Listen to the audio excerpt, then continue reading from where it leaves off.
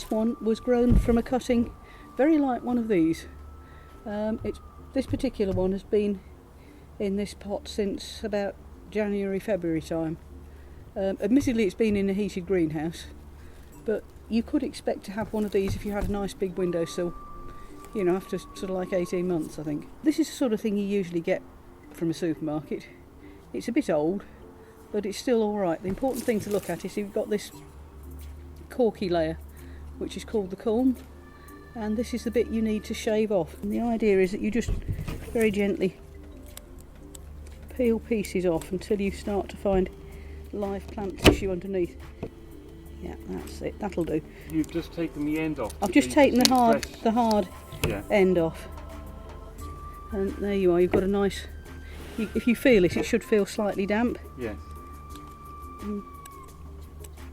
You don't have to have a pen knife, you can use a craft knife. It might be easier actually. And then you'd put that in a pot of compost.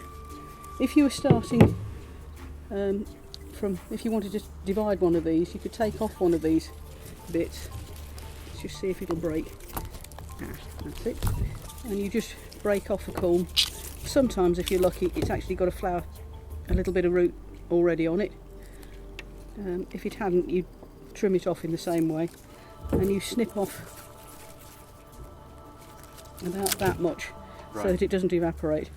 You could put 2 in here, but I'm only going to put 1, and you bury it about that deep. Yeah. Same with this one. Yeah. And with this you should see results in probably 3 weeks. Yeah. This one certainly 4 weeks. And keep it somewhere in bright sunlight, but not too bright. Yes. You know, north light ideally. Yes.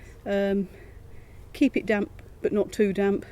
Stick your finger in, and if it feels damp at that depth, leave it alone. If it feels dry, give it a water. How important do you think heat is for them? You do need heat. Yeah. They won't overwinter in a cold polytunnel. So you need to bring them. You need to bring them inside.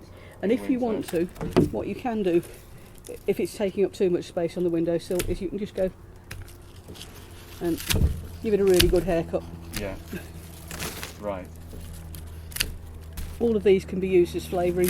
Do you use those a bit like bay leaves or something? You put them in a curry or something. What I do is I just wrap them round a few times. They're quite sharp, so watch your fingers. And either marinade things in them, you know, sort of stick them underneath and over.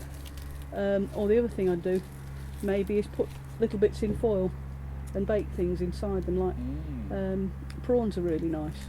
Yeah. Chilli and lemongrass and a little bit of cumin or a little bit of garlic is really nice. Lovely. If you want to harvest the stalks, you just literally take one off like that and break it, and there you are, you've got it.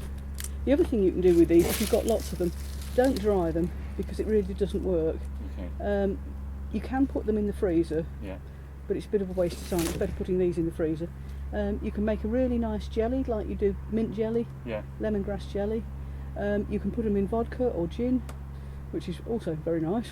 And you can make a lemongrass sorbet.